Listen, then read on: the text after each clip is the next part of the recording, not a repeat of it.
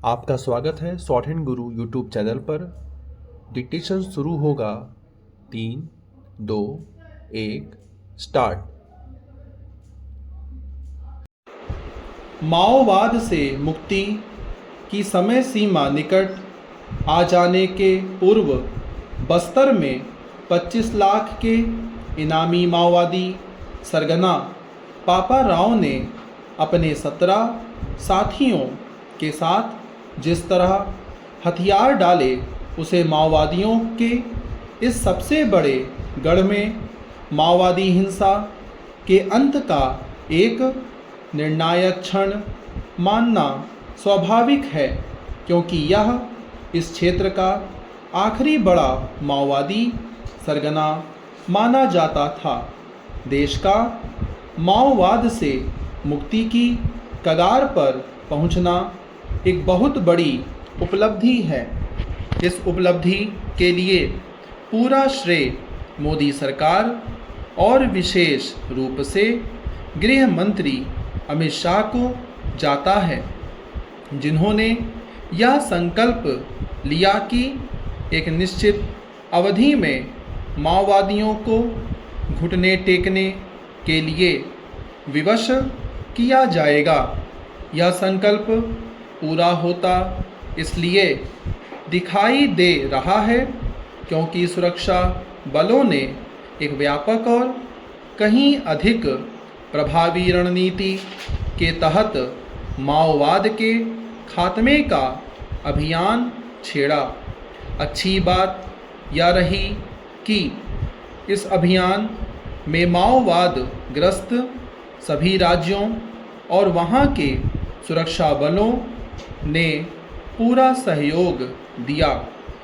यदि माओवाद दशकों से देश के लिए सिरदर्द और आंतरिक सुरक्षा के लिए सबसे बड़ा खतरा बना रहा, तो इसलिए कि पहले की सरकारों ने उससे निपटने के मामले में वैसी प्रतिबद्धता का परिचय नहीं दिया जैसी आवश्यकता थी।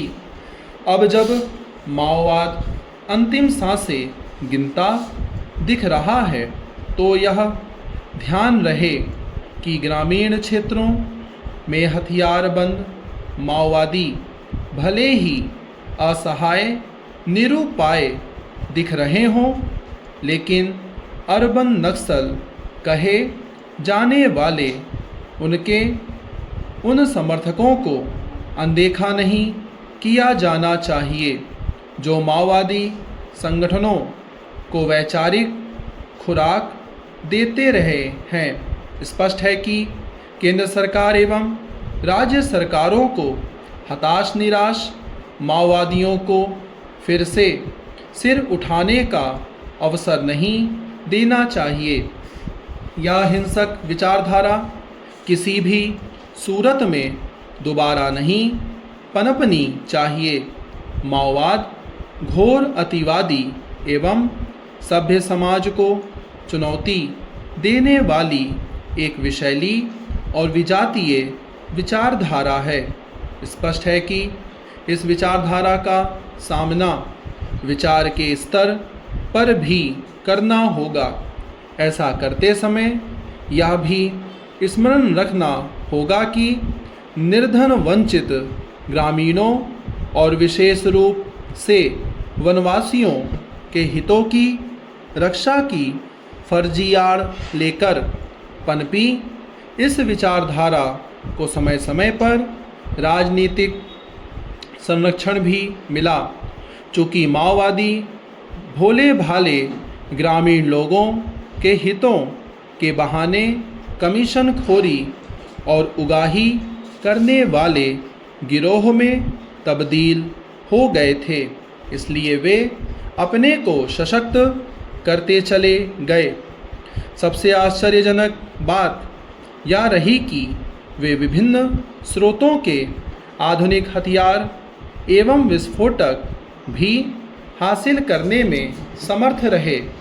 यह सबको और विशेष रूप से माओवादियों के दबे छिपे समर्थकों और उनसे हमदर्दी रखने वालों को समझने की आवश्यकता है कि माओवाद सरीखी विनाशकारी विचारधारा के लिए इस देश में कोई स्थान नहीं हो सकता।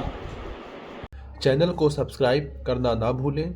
फ्यूचर के डिक्टेशन और लाइव स्टेनो स्किल टेस्ट देने के लिए साथ में लाइक और शेयर जरूर करें वीडियो को। धन्यवाद।